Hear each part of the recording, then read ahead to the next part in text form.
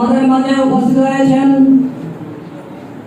বরিশাল অঞ্চলের সকল জেলা আমিরবৃন্দ, নমিনীবৃন্দ, আমার প্রাণপ্রিয় বিভিন্ন পর্যায়ের দায়িত্বশীল বৃন্দ। আসসালামু আলাইকুম রহমতুল্লাহি ওয়া বারাকাতুহু।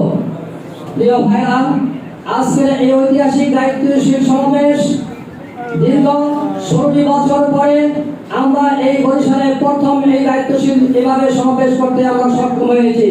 এই জন্য মহান রব্বুল আলামিনের শুকরিয়া আদায় করছি, আলহামদুলিল্লাহ।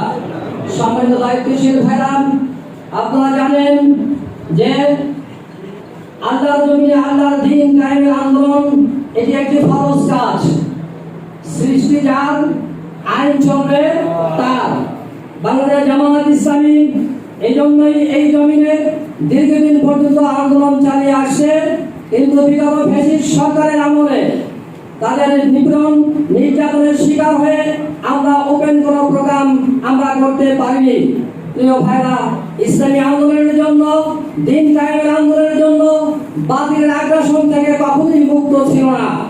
আজকের তবুও বাংলাদেশের ইতিহাসে সেই 5ই আগস্ট থেকে এ পর্যন্ত সবচেয়ে ইসলামী আন্দোলনের জন্য সোনালী যুগ, সোনালী সময়। এই সময়কে অবশ্যই আমাদেরকে কাজে লাগাতে হবে। প্রিয় ভাইরা, আজকের মানুষের দীর্ঘ 16 বছরের যে প্রাণের যে দাবি ছিল, মানুষ পদাধিকার সহ সকল অধিকার থেকে বঞ্চিত হয়েছিল। এখন মানুষ আজকে তাকিয়ে আছে আগামী জাতীয় সংসদ নির্বাচন হবে।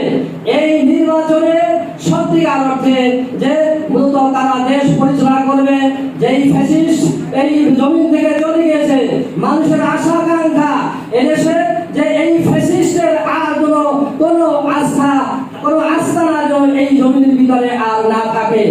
এই জন্য আমাদের সর্বাত্মকভাবে আমাদের দায়িত্বশীলদেরকে অগ্রণী ভূমিকা পালন করে আমাদেরকে সঠিকভাবে একজন সত্যিকার ইসলামী আন্দোলনের যে সুযোগ্য সিপাহসালার হিসাবে দায়িত্ব পালন করে আমরা আমাদের এই জমিনে ইসলামকে কায়েম করার জন্য মানুষের আশা আকাঙ্ক্ষার আলোকে আজকের মানুষ বলছে সব দেখা শেষ, আগামী দেশ হবে ইসলামের বাংলাদেশ।